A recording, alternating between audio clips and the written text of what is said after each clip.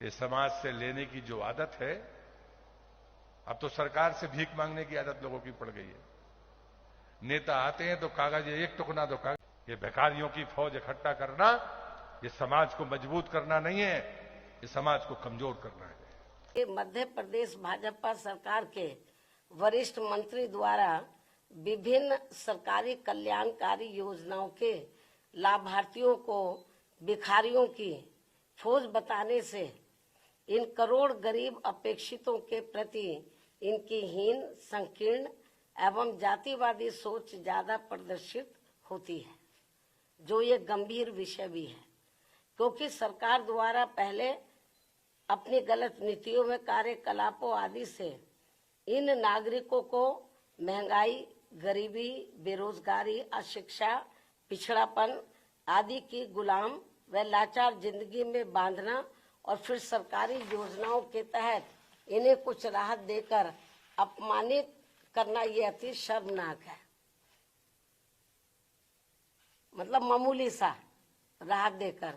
उससे भी दुखद बात यह है कि दलित, शोषित, पीड़ित गरीबों को थोड़ा सा अनाज देकर इनका वोट लेकर सरकार बनाना और सरकार बन जाने पर इनको भिखारियों की फौज बताकर इनके आत्मसम्मान व स्वाभिमान को जबरदस्त ठेस पहुंचाने वाली खुली गरीब विरोधी जातिवादी राजनीति करना ये ठीक नहीं है।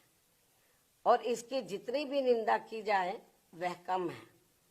ये विषय हालांकि मीडिया में तो काफी चर्चा में रहा है, लेकिन इसके बावजूद केंद्रीय नेतृत्व ने इसका संज्ञान लेना उचित नहीं समझा, जो ये भी चिंता की बात है। इसके साथ ही यूपी ही नहीं बल्कि पूरे देश में भाजपा सरकारों द्वारा कानून व सरकारी मशीनरी का दुरुपयोग करके धर्म विशेष के नागरिकों व उनके धार्मिक स्थलों आदि को जो टारगेट किया जा रहा है, वह संविधान की मान मर्यादा व उसके धर्म निरपेक्षता के मूल सिद्धांत के विरुद्ध वास्तव में देश के विकास को बाधित करने वाला कदम है।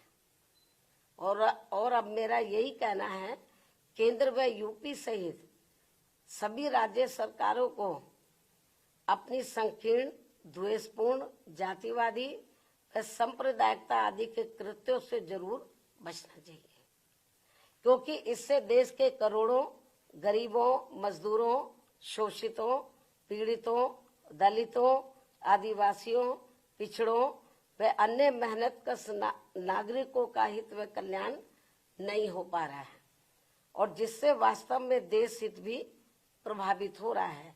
ऐसे में सरकारों की नियत, नीति व अमल में भी सर्वजन हिताय व सर्वजन सुखाय जैसा सही संवैधानिक जनहितैषी बदलाव होना जरूरी है।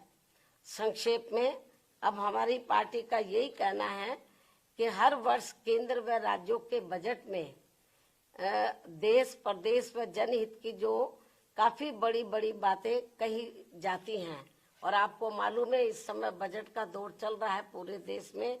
राज्यों की सरकारें अपना बजट रख रही हैं, केंद्र की सरकार ने भी बजट रखा, चर्चा भी अब इस पर होगी। लेकिन इन्होंने हर साल केंद्र और राज्यों की सरकारें अपने बजट में देश, प्रदेश व जनहित की, केंद्र की सरकार देश की जनहित की और राज्यों की सरकारें प्रदेश व जनहित की तो काफी बड़ी बड़ी बातें करती हैं, लेकिन उन पर 50% भी सही से अमल नहीं किया जाता है। क्योंकि मैं देख रही हूँ आए दिन किसी न किसी राज्य का बजट आ रहा है, लंबी चौड़ी बातें करते हैं। यूपी में भी कही गई, केंद्र की सरकार ने भी कही, लेकिन जितनी वो बड़ी बड़ी बातें करते हैं बजट को लेकर विभिन्न क्षेत्र में, उन पर 50% भी सही से अमल नहीं हो पा रहा है। और वास्तव में प्रैक्टिकल में तो देखने के लिए ये मिल रहा है कि जो दबे कुचले लोग हैं, दलित हैं, पिछड़े हैं, आदिवासी हैं, माइनॉरिटीज के लोग हैं, तो इनके साथ तो काफी अन्याय हो रहा है। तो इनके हित के लिए, इनके डेवलपमेंट के लिए, इनके मद में जो पैसा बजट में बजट में रखा जाता है कि इतना पैसा हम इनको दे रहे हैं इनके डेवलपमेंट के लिए, लेकिन वो पूरा पैसा उनके डेवलपमेंट में नहीं लगता। और हमें तो ये भी जानकारी मिलती है कि अंत में उनका काफी पैसा दूसरे मद पर खर्च कर दिया जाता है। और इसको लेकर हमारी पार्टी ने पार्लियामेंट के अंदर भी आवाज उठाई थी। जब मैं मेंबर पार्लियामेंट थी, मैंने भी इस मुद्दे को काफी गर्मजोशी के साथ उठाया था। केंद्र की सरकार का ध्यान हमने इस ओर आकर्षित किया था और हमने ठोस प्रमाण दिए थे केंद्र की सरकार को, लेकिन फिर भी इस ओर ध्यान नहीं दिया गया। तो इनके लिए, इनका वोट हासिल करने के लिए जो वीकर सेक्शन के लोग हैं, जो गरीब लोग हैं, अन्य मेहनत कश लोग हैं, इनके डेवलपमेंट के लिए बातें तो बड़ी बड़ी कही जाती है बजट में। इस बार भी काफी लंबी चौड़ी बातें कही हैं, लेकिन वो पैसा भी पूरा इन पर खर्च नहीं होता है।